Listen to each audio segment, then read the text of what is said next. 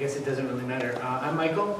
We were talking in the young adult group, and the thing we focused on most is building connections between churches. Because one thing we've noticed is that we get kind of isolated geographically and isolated within our own local churches. For example, my church has a very, very small youth group, and we seem to be currently shrinking.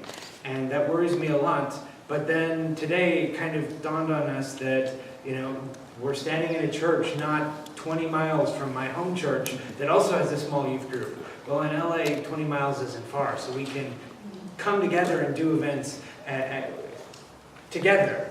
And by getting a bigger community of youth, we can show youth that it's possible to be part of your church and hang out with people kind of your own age.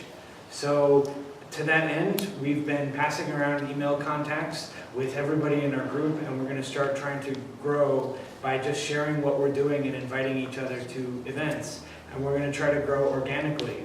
And hopefully, as we grow, we can split up as the churches in a geographic area start to grow large enough and new members come in because they see all these cool things that we're doing. We can start to, break these big cross-city bonds and say, okay, we'll probably not do every activity with the people down in the South Bay, for example, but suddenly our own local area is big enough. And we're going to start with these cross-city contacts. So that's kind of what we discussed.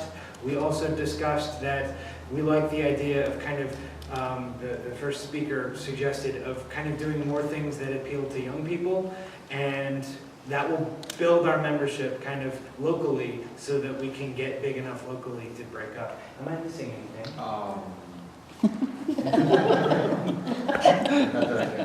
Okay, that's all we had. Thank you. Okay.